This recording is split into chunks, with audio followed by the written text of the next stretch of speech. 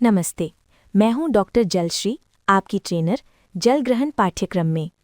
पिछले सत्र में हमने परफॉर्मा 7 के बारे में सीखा।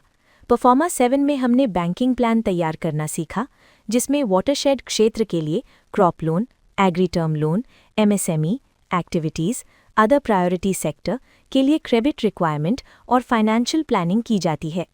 इससे वाटरशेड क्षेत्र में क्रेडिट फ्लो बढ़ाने और लाइवलीहुड अपॉर्चुनिटीज़ विकसित करने में सहायता मिलती है। आज हम परफॉर्मा 8 के बारे में सीखेंगे। परफॉर्मा 8 का संबंध कार्बन सीक्वेस्ट्रेशन, पोटेंशियल असेसमेंट और कार्बन मार्केट से है। इस परफॉर्मा के माध्यम से हम ये समझने का प्रयास करते हैं कि वाटरशेड क्षेत्र में कितना कार्बन सॉइल और वेजिटेशन के माध्यम से स्टोर किया जा सकता है। आज के समय में क्लाइमेट चेंज और कार्बन एमिशन एक महत्वपूर्ण वैश्विक मुद्दा बन गया है। एग्रीकल्चर एक्टिविटीज़ में केमिकल फर्टिलाइजर्स और इंटेंसिव फार्मिंग प्रैक्टिसेस के कारण कार्बन एमिशन बढ़ सकता है। इसलिए अब सरकार और विभिन्न संस्थाएं ऑर्गेनिक फार्मिंग और सस्टेनेबल एग्रीकल्चर प्रैक्टिसेस को बढ़ावा दे रही हैं। कार्बन सीक्वेस्ट्रेशन का अर्थ है वातावरण में मौजूद कार्बन को सॉइल और प्लांट्स में स्टोर करना। परफॉर्मा 8 का पहला महत्वपूर्ण पैरामीटर है सॉइल ऑर्गेनिक कार्बन परसेंटेज। इसके लिए वाटरशेड क्षेत्र में सॉइल सैंपल्स कलेक्ट किए जाते हैं।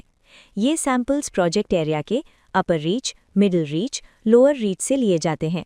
प्रत्येक क्षेत्र से कम 4 सॉइल सैंपल्स लिए जाते हैं। इस प्रकार कुल 12 सॉइल सैंपल्स के आधार पर सॉइल में ऑर्गेनिक कार्बन की मात्रा का आकलन किया जाता है। इसके बाद हमें ये जानकारी दर्ज करनी होती है कि वाटरशेड क्षेत्र में कितने एरिया में soil and water conservation treatments किए गए हैं।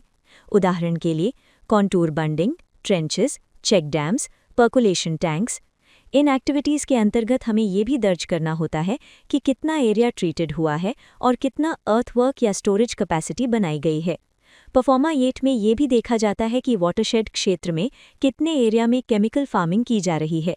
इसके साथ हमें ये जानकारी भी दर्ज करनी होती है कि एवरेज केमिकल फर्टिलाइजर्स जैसे यूरिया, डीएपी प्रति हेक्टेयर कितनी मात्रा में उपयोग किए जा रहे हैं। ये जानकारी हमें सॉइल टेस्टिंग रिपोर्ट्स और सॉइल हेल्थ कार्ड से भी प्राप्त हो सकती है। इसके साथ ही हमें ये भी दर्ज करना होता है कि वाटरशेड क्षेत्र में कितना एरिया ऑर्गेनिक या नेचुरल फार्मिंग के अंतर्गत आता है। इसके अंतर्गत हमें ये जानकारी दर्ज करनी होती है कि किसान किस प्रकार के ऑर्गेनिक मैन्योर का उपयोग कर रहे हैं, जैसे vermicompost, farmyard manure या अन्य ऑर्गेनिक इनपुट्स। इसके साथ ये भी दर्ज किया जाता है कि एवरेज ऑर्गेनिक मैन्योर डोज प्रति हेक्टेयर कितनी है। कार्बन सीक्वेस्ट्रेशन में ट्री प्लांटेशन का महत्वपूर्ण योगदान होता है।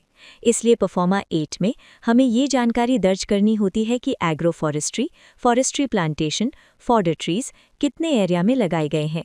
इसके अंतर्गत हमें निम्न जानकारी दर्ज करनी होती है: area under plantation, species type, number of plants planted, number of plants surviving, average diameter and height of trees. इसी प्रकार हमें एग्रो हॉर्टिकल्चर प्लांटेशन से संबंधित जानकारी भी दर्ज करनी होती है, जैसे मैंगो प्लांटेशन, गुआवा प्लांटेशन या अन्य फ्रूट क्रॉप्स। इसके अंतर्गत भी हमें ये जानकारी दर्ज करनी होती है: number of plants planted, number of plants surviving और ट्रीज की एवरेज ग्रोथ। बंड प्लांटेशन भी कार्बन सीक्वेस्ट्रेशन में महत्वपूर्ण भूमिका निभाता है। इसमें खेतों के किनारों पर ट्री प्लांटेशन किया जाता है। परफॉर्मा 8 में हमें ये जानकारी दर्ज करनी होती है कि कितने एरिया में बंड प्लांटेशन हुआ है और कौन कौन सी स्पीशीज़ लगाई गई हैं और कितने प्लांट्स सर्वाइव कर रहे हैं। परफॉर्मा 8 में एकत्र की गई जानकारी को हाफ ईयरली बेसिस पर रिपोर्ट किया जाता है। पीएफएस द्वारा ये डेटा रीजनल ऑफिसेस को भेजा जाता है। इसके बाद मॉनिटरिंग विजिट्स के दौरान विजिटिंग ऑफिसर्स इस डेटा को वेरीफाई भी करते हैं। कार्बन सीक्वेस्ट्रेशन असेसमेंट का उद्देश्य है वाटरशेड क्षेत्र में कार्बन स्टोरेज पोटेंशियल को समझना। इससे भविष्य में कार्बन क्रेडिट और कार्बन मार्केट से जुड़ने की संभावनाएं भी विकसित हो सकती हैं। इसके साथ ही ये सस्टेनेबल एग्रीकल्चर और क्लाइमेट चेंज मिटिगेशन में भी सहायक होता है। इन सभी पहलुओं को समझकर हम क्षेत्र के समग्र आर्थिक विकास के लिए बेहतर डीपीआर परफॉर्मा भर सकते हैं। मिलते हैं अगले परफॉर्मा में। धन्यवाद।